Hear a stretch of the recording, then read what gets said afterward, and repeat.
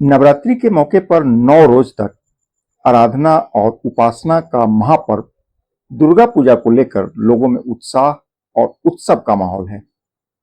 माहौल भक्ति के भाव में सराबोर है। देवी के 9 रूपों का अपना महात्म्य है।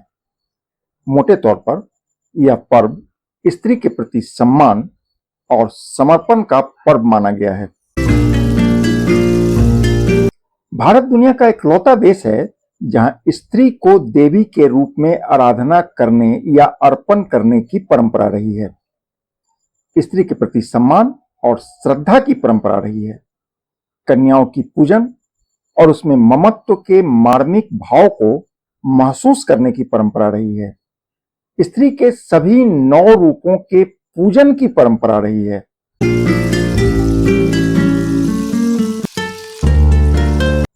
ऐसे में सांस्कृतिक आयोजन के नाम पर स्त्री के प्रतीक से या स्वयं स्त्री से सार्वजनिक मंच पर मनोरंजन करना कहां तक उचित है, वह भी फुहर और अश्लील संगीत के साथ?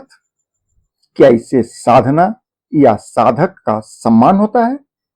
क्या इससे स्वयं स्त्री का सम्मान होता है? और क्या इससे समाज में कोई सकारात्मक संदेश जाता है? ऐसे और भी कई सवाल हैं। एक ओर स्त्री की पूजा और दूसरी ओर उसी स्त्री का सार्वजनिक प्रदर्शन कितना उचित है? पूजा की आड़ में, सांस्कृतिक आयोजन की आड़ में या मनोरंजन के नाम पर जो हो रहा है, समय रहते इसको रोका नहीं गया तो चारित्रिक पतन को रोक पाना मुश्किल हो जाएगा। साधना या आराधना की जगह फुहरता और अश्लीलता को रोकना मुश्किल हो जाएगा। सवाल उठता है, इसको रोकेगा कौन? सरकार, प्रशासन या हम? कौन? वास्तव में यह एक सामाजिक उत्तरदायित्व है और इसके लिए समाज को ही आगे आना होगा।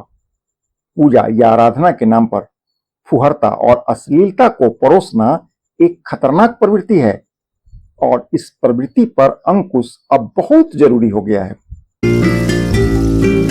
वास्तव में दुर्गा पूजा पारलौकिक शक्ति के साधना या उपासना का सबसे उत्तम समय माना गया है।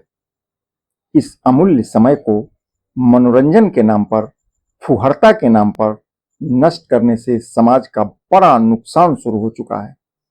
उच्च श्रृंखलता में बढ़ोतरी शुरू हो चुका है। यह एक खतरनाक संकेत है और इस पर पुनर्विचार करने का यही सबसे उत्तम समय है। यदि आप हमसे सहमत हैं तो अपनी चुप्पी तोड़िए और अपनी बुलंद आवाज को मुखर करिए।